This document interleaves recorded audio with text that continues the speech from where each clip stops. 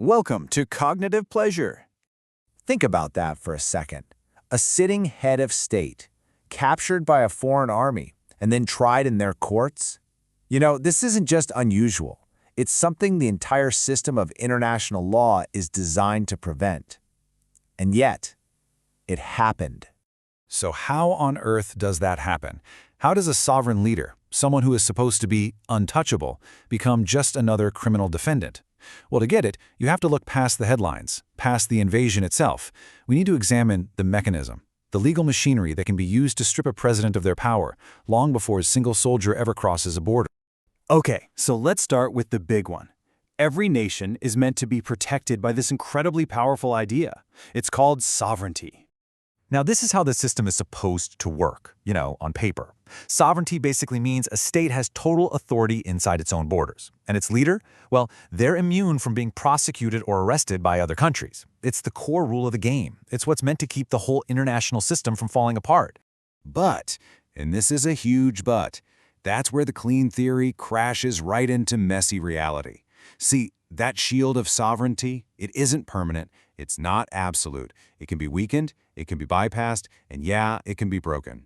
Because its strength doesn't just come from some legal textbook, it comes from something way more fluid, utility.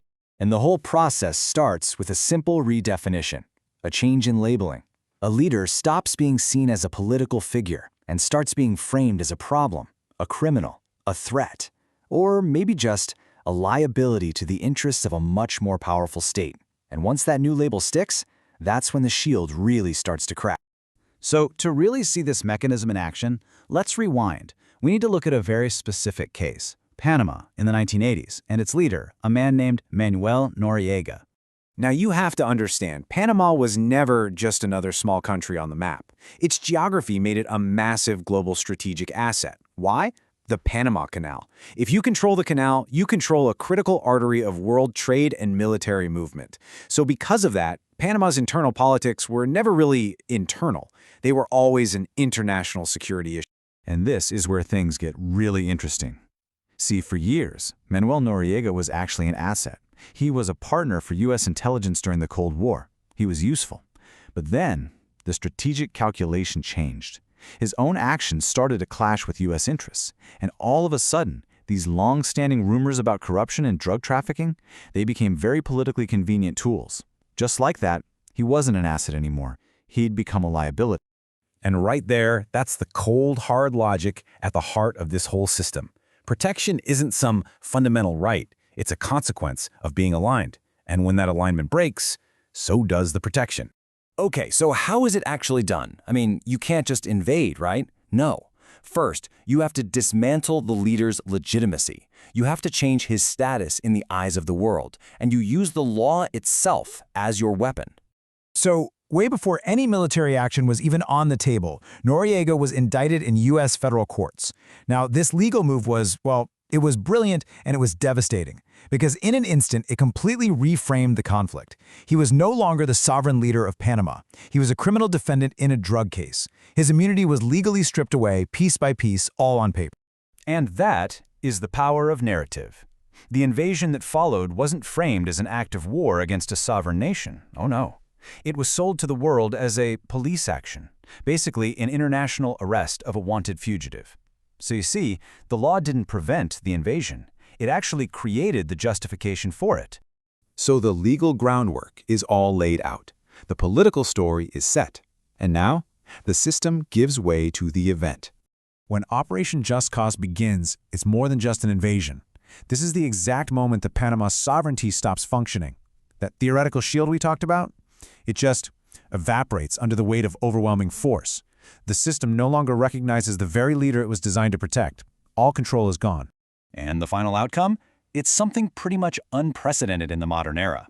A sitting head of state is hunted down, arrested by a foreign military, flown to their country, and put on trial. Every single rule of sovereign immunity was broken. Why?